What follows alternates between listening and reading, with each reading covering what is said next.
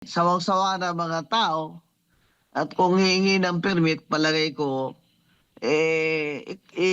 babakuran na naman nila. Kagaya ng mga ginagawa ng mga pulis. Nasa linya po ng ating komunikasyon ngayong gabi via Zoom si Attorney Rowena Guanzon, dati pong COMELEC Commissioner. Attorney, magandang araw po sa inyo. Magandang hapon po Opo, sa SMNI at mga nakikinig. Opo. Attorney, alam mo, ipinapalutang po ngayon na itong nangyayaring rally dyan po sa EDSA People Power Monument ay wala daw permit. Ito ho ba'y bawal o may legal na basihan para po sa inyo? Ang tinatawag nila ng mga pulis dyan ay lightning rally. Sa akin, ang tawag ko dyan ay civil disobedience. Ibig sabihin, ang hindi na obey sa regulasyon ng permit, o hindi naman marahas na paraan. Kasi sawang-sawa na mga tao at kung hihingi ng permit, palagay ko, babakuran na naman nila. Kagaya ng mga ginagawa ng mga pulis. Sasabihin nila, dyan lang kayo pwedeng tumayo. At dyan lang kayo pwedeng magsalita. Kaya pong nangyari ngayon, is basta nagdagsaan na lang yung mga tao doon. Nagtawagan sila na, oy, sumama kayo, punta kami ng EDSA. Kaya ngayon, the government represented by the police is now in a quandary. Nahihilo sila kung sino ang kanilang huhulihin. Kung sinasabi nilang walang permit, di illegal assembly. Sa akin, it's civil disobedience. I think that the people have a right to speech and express their grievance against our government. Opo. Kaya it's too late for that. Walang permit. Di hulihin nyo lahat. Saan nyo yan ilalagay lahat? Hindi man pwede isa lang hulihin nyo. Unfair naman yun.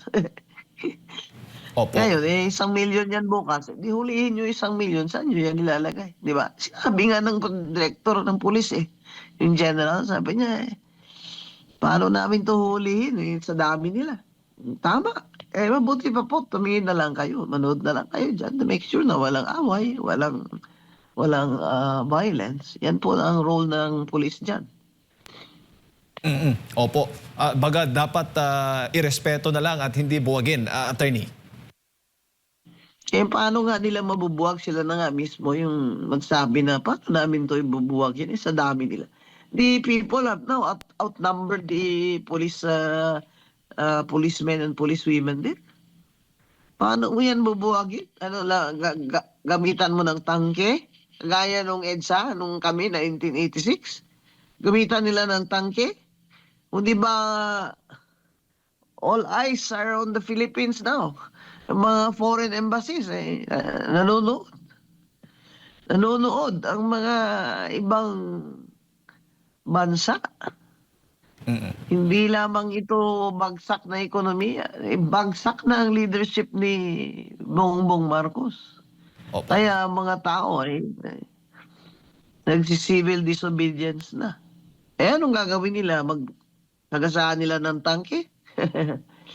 I think by now that is too late because I think the people who went there are determined to continue the protest. Kasi sukdulan na Sukdulan na. Kahapon, mga Katoliko, Protestante, kilala ko yon si Bishop Efraim Tendero, mga Protestante, kasama yung mga makaliwa, di ba? Bayan, makabayan. Ngayon naman, mixed group naman, Iglesia ni Cristo, mga Leandro Lebistes sa Batanggenyos, mga Bisaya, mga Muslim, nandyan. Mga friends ko, mga Katoliko, nandyan din. Nagtitext sila Saka mga Protestants, mix yan. Hindi lamang by religion, kundi by class. May mga may kaya, may mga walang kaya. at mga maralita, mga workers, mga babae, maraming babae dyan sa EDSA ngayon eh. Kaya ano po ang gagawin ng kapulisan? Sagasaan sila ng tangke? Uh, in other words, they are now at a loss kung ano ba ito. Tsaka anong gagawin namin dito? Eh, di si BBM na sumagot sila. Siya naman ang commander-in-chief. Di, sagutin sila ni BBM kung anong gawin niya dyan sa mga tao. Opo. Dapat tanungin ni BBM mga tao, ano bang gusto nyo para tumigil na kayo? Opo, at meron ngang mga reports, attorney, na meron parang pupunta pa lang at baga paparating at makikiisa dyan po Ay, sa... hindi naman matatapos yan ngayong araw. Hindi matatapos yan. I'm sure, haabutan ko pa yan. Kasi nakaalipad na ako eh, nung nakita ko yung text eh. Nung mga 2 o'clock in the morning eh, palipad na ako sa airport eh. Alanganin na, kaya hindi nyo ako nakikita dyan. Opo. Kaya sa akin, dapat tanungin ni BBM, ano ang gusto nyo? Ano po ang gusto nyo? Kasi BBM, paano ka naman makakatulong dito ng mahimbing? Yung mga tao nasa kalye na. Sisigaw na sila, gutom na kami. Sawa na kami sa iyo. Wasak na ekonomiya. Walang trabaho. Tapos lahat pa ng oposisyon, sinisikil mo. Papreso mo. Abay, sabi nila, rally daw yan ng iglesia dahil ayaw nilang makulong si Marcoleta. Sinabi na nga ni Senator Marcoleta na kung ako ay kukulong ninyo, ay ano naman ako, I will quietly magpapasakop ako, meaning surrender, di ba? Ang point doon is, bakit nyo ikukulong si Marcoleta na hindi nyo pa nga nakukulong ang mastermind ng mga massive corruption sa flood control? Nakulong na ba si Martin? Nakulong ba si Bunuan? Ngayon gagawin na naman. Si Bunuan na naman state witness. Eh di niloloko lang tayo ni BBM. Kasi si Bunuan, he is the alter ego of the president. He is a cabinet secretary. Eh kung may mas mataas pa sa kanya na most guilty, eh di si BBM yun. Huwag nilang sabihin na ang most guilty ay si Martin Romualdez. At sinasabi ni Martin Romualdez na hindi siya ang mastermind. Ang mastermind, executive. Nandun sa Malacanang. Yan. Kaya, hindi makatanungan ito. Kaya mga tao ay sari-sari really yun. Huwag niyo sabihin na dahil ayaw ng iglesia ipakulong si Marcoleta. Ang Panginoon ang may kapangyarihan. In the end, God, vengeance is mine, said the Lord. Di ba? Hindi naman totoo yan na dahil dyan, gusto nyong ikulong, gawan nila ng kasalanan at krimen. Tiro mo yun, plunder. Walang public funds involved, plunder. Ang plunder, ang element doon ay ill-gotten wealth. Kunyari, nagkumuha siya ng commission, tumanggap siya ng commission sa isang kontrata na more than 50 million, hindi plunder. O kaya kickback. Mga kickback ninyo dyan sa flood control funds na billion-billion, ang sabi ni Saldico, ang kickback ni BBM ay 25 billion. Yun ang plunder. BBM is liable for plunder according to Saldico. Pero ito si Marcoleta, private funds, inamin niya naman na, these were given to him by his friends, his clients, or whatever. But these are not declared in his campaign contributions because they received them out before the campaign period began. That's why the COMELEC dismissed it. Now, just because they want to shut up Marcoleta, dahil tinutukoy sila ni Marcoleta na sino ba talaga mastermind dito? Kaya hinihiring uli yung Blue Ribbon Committee nung si Marcoleta at si Senator Pia na nag-share ng Blue Ribbon. Gusto nila ipatigil yun. Kaya pinalitan nila si Alan Peter at kaya palitan naman nila yung Blue Ribbon Chat. Ilalagay pa nila si Erwin Tulfo na maliban sa sinasabi ng ah, mga ex-soldiers sa security ni Saldico na may maleta din, ayon sa kanila, sinabi nila yun during the hearing. Kumbaga yung madumi ang kamay, yun din ang maglilinis ng kasamaan. He has, in other words, in English, the principle is he has unclean hands. Hindi siya pwedeng mamuno dyan. Kita mo, ibibigay na naman nila sa iba. Kalokohan. Kalokohan. Ngayon lang ako nakakita ng senador ng mga ganito. Mga hindi mo na masambit ang tamang description sa mga ito, pero napaka-inutil na mga ito. Anong klaseng demokrasya na ito? Kaya yan ang sinasabi ng mga tao. Anong klaseng demokrasya ito na sinisikil mo, BBM, ang mga oposisyon, ginagawa-gawa nyo na krimen na hindi naman. Grabe kayo. Walang public funds. Ill-gotten. Pag kahit sabihin nyo na hindi niya dideclare sa salin niya, pero inamin niya na nakareceive siya ng ganun na contributions. Ill-gotten ba yun? Kasi in preparation yun for these elections. Ill-gotten ba yun? Hindi naman yun public funds. Hindi naman yun kickback. Hindi naman yun nakuha niya in the performance of his duties. Abay, ginagago nyo na lang kami mga abogado eh. Yung mga kayo na lang dyan ang nag-i-interpret sa gusto niya eh. Maawa naman kayo. Maawa na kayo sa Pilipinas. Sa akin eh, hanggang saan po ba ito?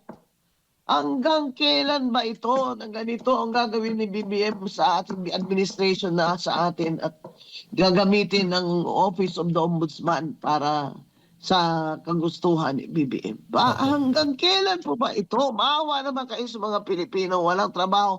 2.4 million walang trabaho. Unemployed, 15 million. Growth rate ng ekonomiya, 2.8 million. Ang utang ay 5.9 trillion. Bawat Pilipino ngayon, kahit sanggol, ay may utang na 165 million.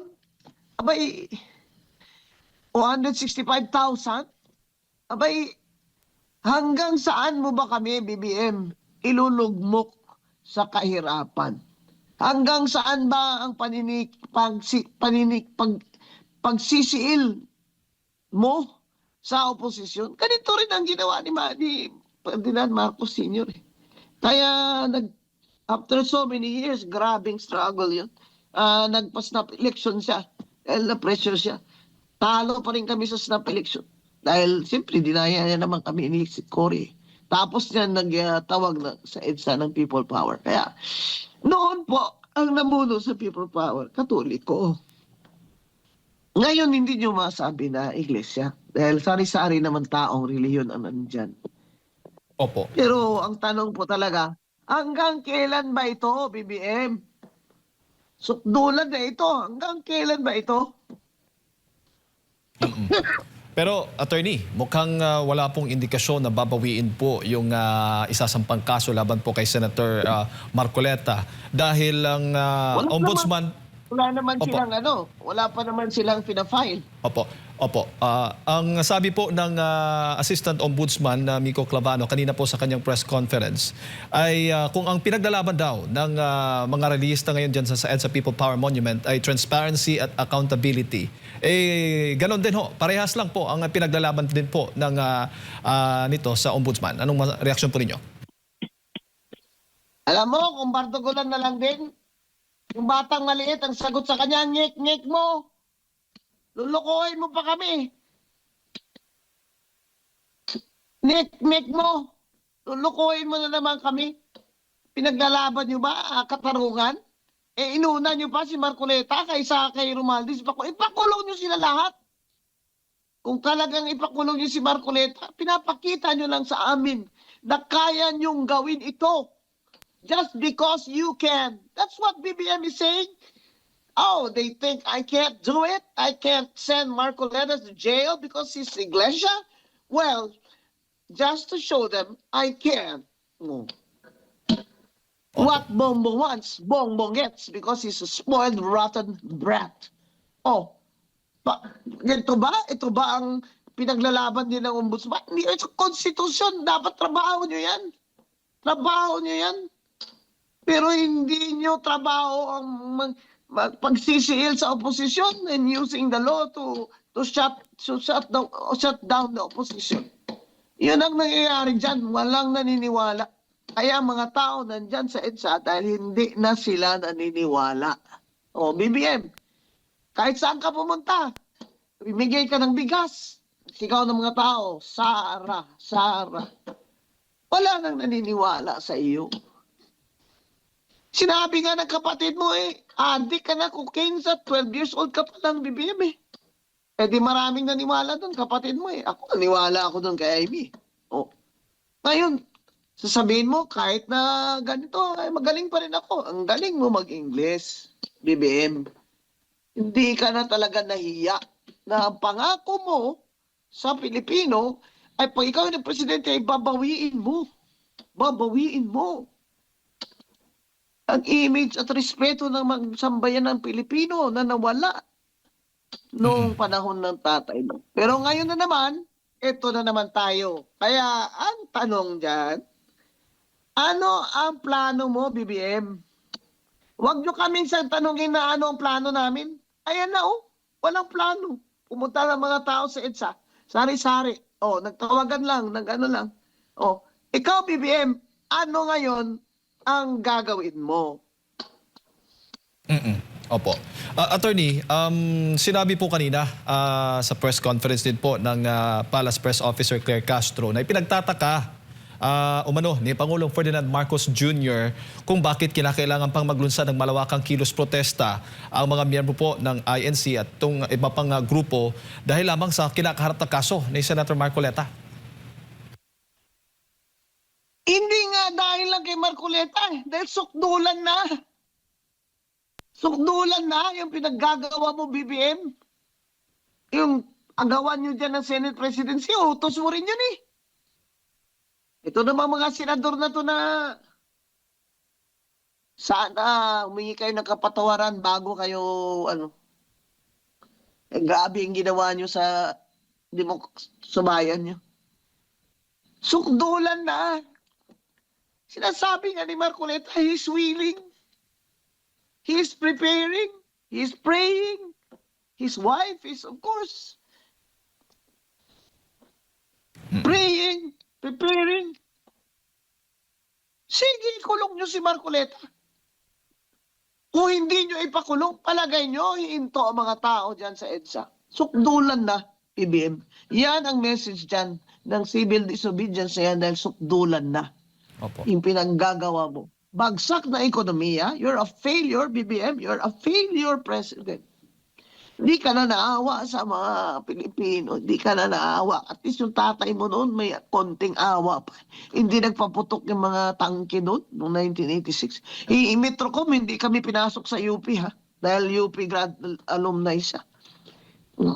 Talaga na tumindig yung mga estudyante doon.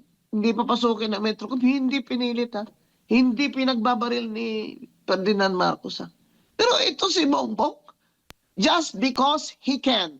Well, this is my answer to you, Bongbong Marcos. The people are there in EDSA because they have a right to oppose you. Because sukdulan na ang pinaggagawa mo. The people are in EDSA because they have a right. Ngayon, anong gagawin mo? Anong gagawin mo, Bongbong Marcos? Anong gagawin mo sa mga Pilipino? Ikaw ang may responsibility. Hindi kami. The government, the state has a responsibility to us. We don't have a responsibility to our government, to BBM. It is our duty to criticize him when he is in the wrong. That's why there is a constitutional right in the Bill of Rights, the freedom of speech and the press and expression. It is the state. It is BBM who has a duty, not the people. He must perform his duty, and he should ask himself now, what am I going to do with these people? What are they angry about? Hindi yung nagulat nga si Presidente kung bakit pa sila nagkaganyan dahil lang pakukulong ko si Marcoleta. Alam mo, Auntie Claire, nag-bar ka naman, nag-bar exam kami. I assume na meron kang minimum intelligence sa batas eh. Pero yung mga patutsada mo, kung minsan hindi mo na carry itong mga ginagawang pinagsasabi mo pag nagtatakpan mo si BBM, hindi mo na ito carry. Pumunta ka doon sa EDSA, oh. Pumunta ka doon, Attorney Claire. Pumunta ka doon ka magsabi. Na sinabi ni Presidente, bakit naman kayo nagaganito? Ano ba talaga ang mga gusto niyo? O, tingnan mo kung anong gagawin ng mga tao sa iyo. Makakita ka ba ng Presidente na minumura ng mga tao? Klaseng Presidente. Sa United Kingdom, minister doon na cannot perform his job, resign agad eh. In Korea, former First Lady, 7 years for graft and corruption. Ito, basta lang, kapalan na lang. Because I can, sabi ni BBM. Just because I can. O, ayan na. Opo. Maawa na kayo. Maawa na sana ang Panginoong Diyos sa mga Pilipino. Opo. Attorney, bago ko lang ipasa kay Partner Admar, naglabas po ngayong araw na ito ng pahayag si Senator Ping Lacson, kaugnay nga dito sa nangyaring rally. At naniniwala po siya na hindi po bibigay o magpapadala si Ombudsman Boying Rimulya sa anumang pressure na maaring idulot po nitong rallying ito. Abay, imbis na siya ang pumanig sa atin, kung sa bagay yan, din yan, nakick out din yan ng EDSA 2 Di ba kay ERAP yan? Si PNP yan, si Ping Lacson ni ERAP Pinatalsik din natin yan sa EDSA 2. Abay, Senator Lacson, imbis na pumanig ka sa mga tao, sasabihan mo pa kami na hindi siya mag-give in. Bakit? Sinabi ba namin na mag-give in siya? Ang rally na ito, ang civil disobedience na ito, ay para kay BBM. Instrumento niya lang ang ombudsman. Huwag mo kaming tatakutin na hindi yan niya aatrasan. Hindi ka na aatras. Ready na nga si Senator Marcoleta na mag-surrender sa inyo. Alam naman niya na hindi nyo naman ito, hindi naman kayo aatras. Wala pong nagde-dare sa inyo. Wala pong nagde-dare kung kaya nyo. Kaya nyo po. Kaya po ninyo. You can do your worst. Yun ang sinasabi ng mga tao dyan sa EDSA. You can do your worst. And nung 86, People Power 1, People Power 2, it was cardinal sin. Ngayon, dahil iglesyang sinasabi nilang nag-lead dito, masama ang iglesia.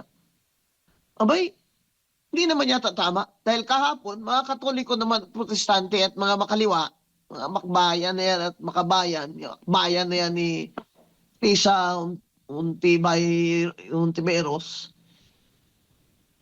tapos na sila kahapon. O di yung mga taong iba naman ngayon, naman masama.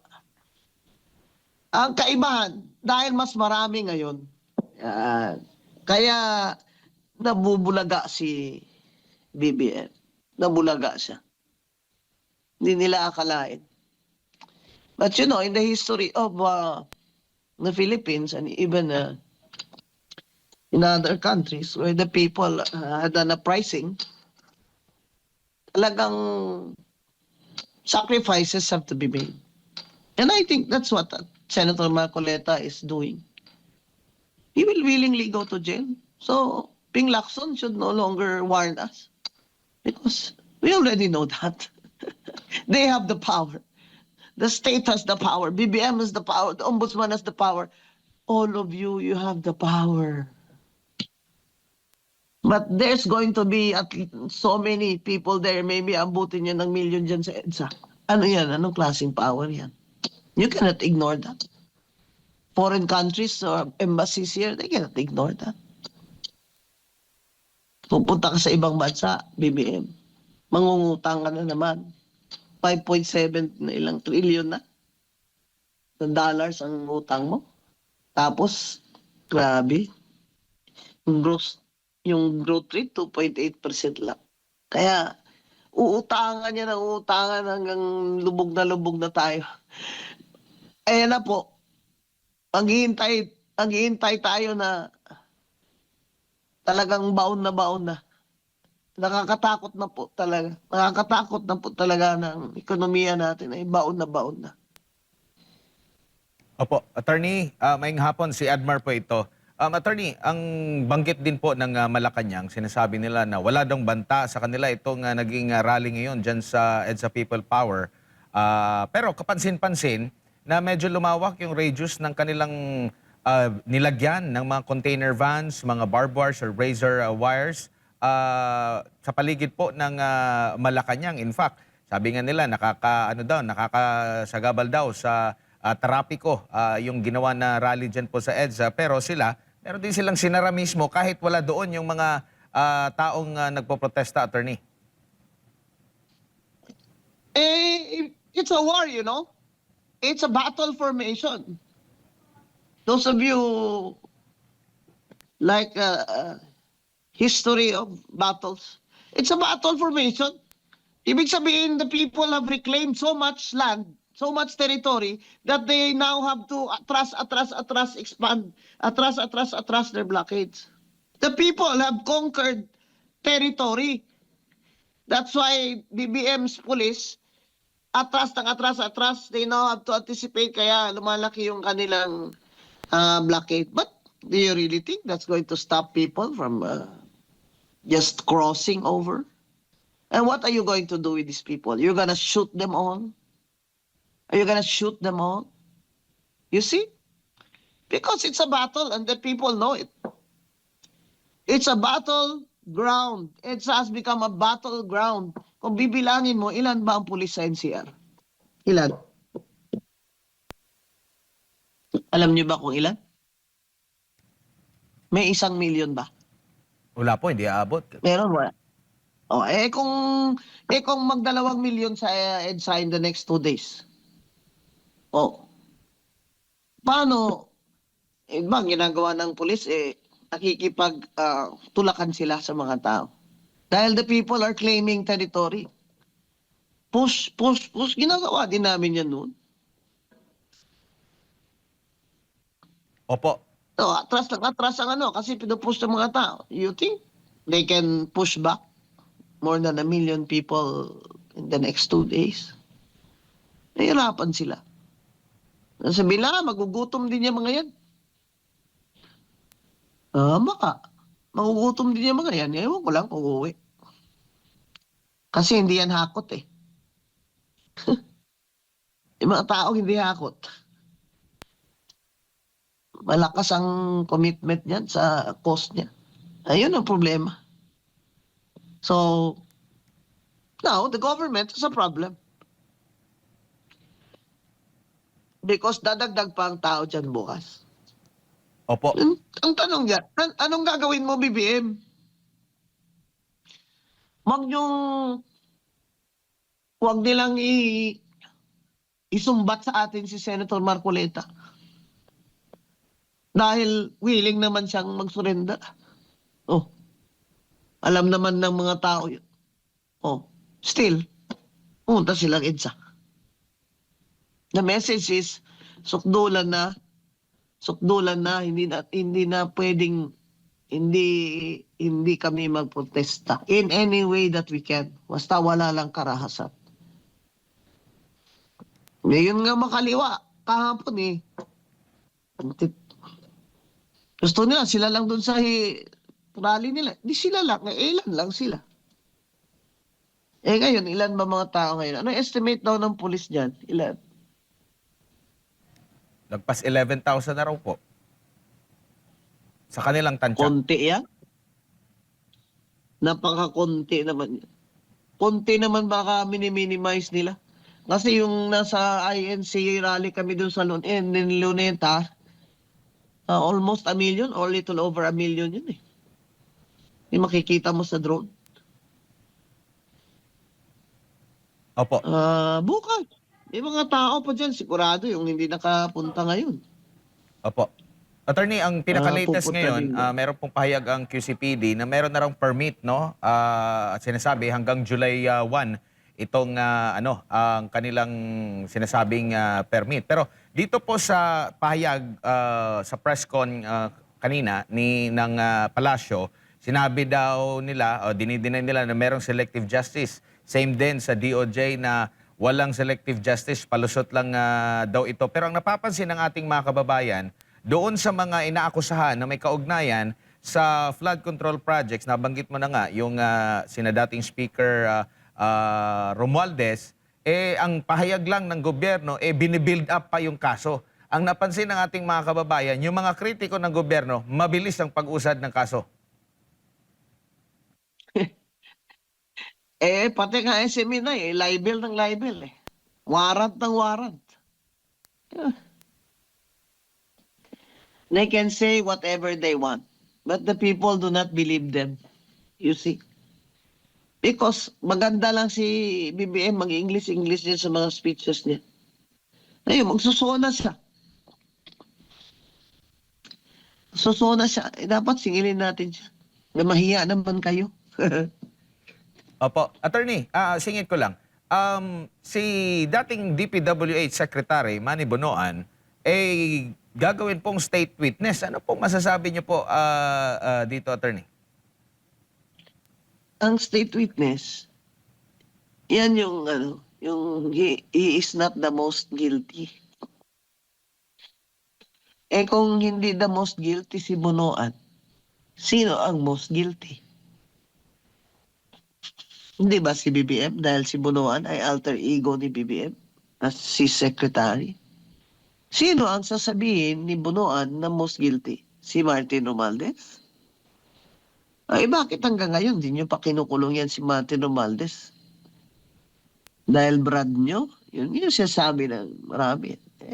Kaya niya, kaya pakulong yan? Kasi brad niya yan sa Upsilon Ayun ang problema. Hindi naniniwala ang tao. Kasi iba ang sinasabi, iba ang ginagawa.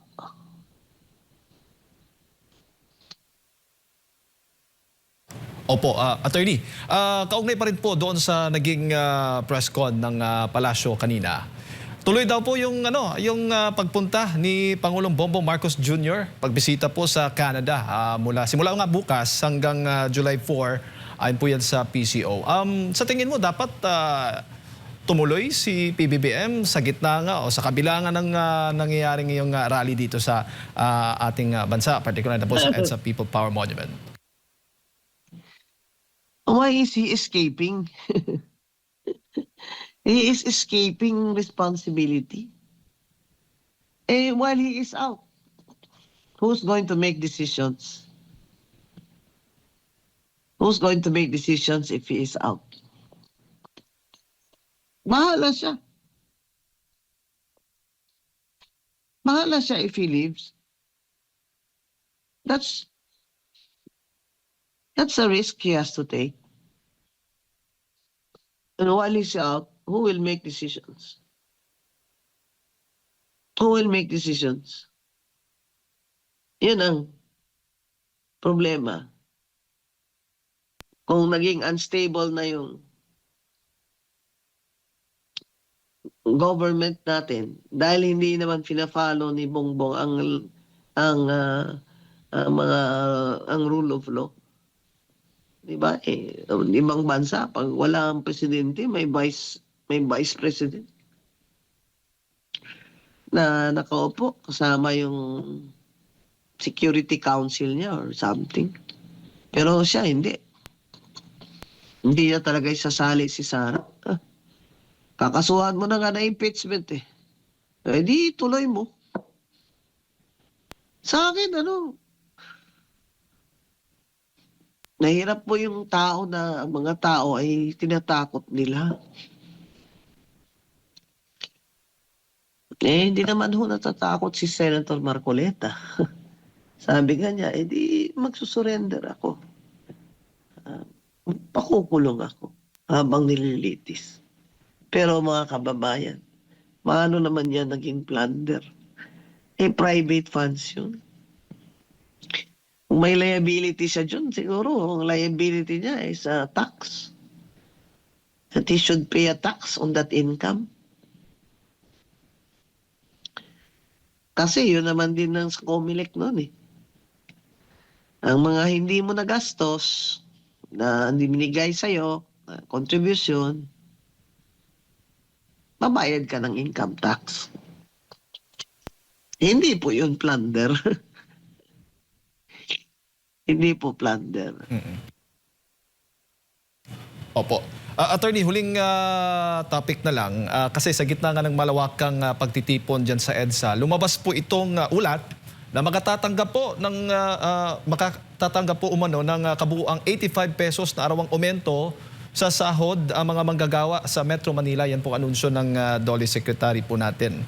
Ano ho bang masasabi po ninyo? Talaga po bang itinaon, nataon lamang itong anunsyong ito sa gitna nga ng rally ngayon? 85 pesos a day. Opo, opo. Palagay niya, matutuwa yung mga manggagawa, mga daily wage earner. Kahit na dagdagan ka ng 85 pesos, ay yung binibili mo namang pagkain, ay sobra pa sa pagtaas ng bilihin sa by 200 pesos a day. Sama pa pamasahe. Ano naman yan? Matutuwa yung mga tao. Kung sa Bisaya pa, wala ka pasalamatan, sini kay Bibi.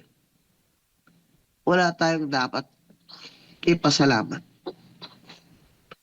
Bakit hindi na lang niya isuspend muna ang koleksyon ng VAT sa gasolina at krudo at kerosene at gasol at wag nang kolektahin ng excise taxes muna habang ang taas pa ng presyo ng gasolina at krudo.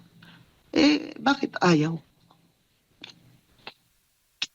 Kasi meron silang target na koleksyon na para mapunuan nila yung unprogrammed funds ni BBM sa General Appropriations Act. Yan na naman ang unprogrammed funds, yan naman kukunin yung pera pang kung ano-anong project naman, legacy project niya.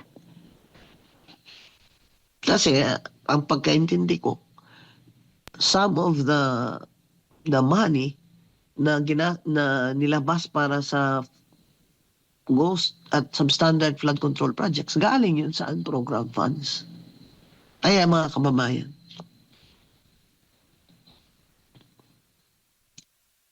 ipit na ang Pilipino, halos dugo na yun. Halos dugo na ng pobre ang tutulo eh. Sa gipit na talaga eh.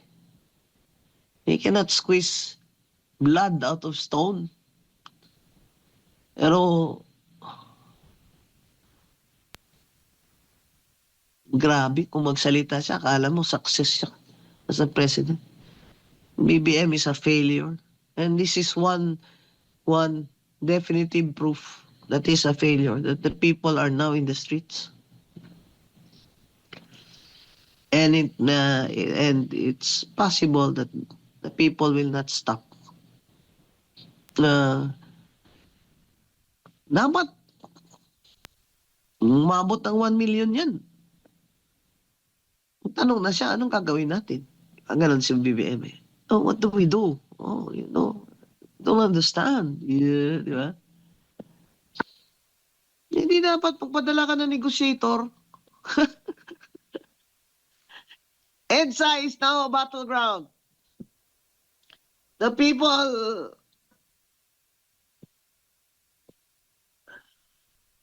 are claiming ground.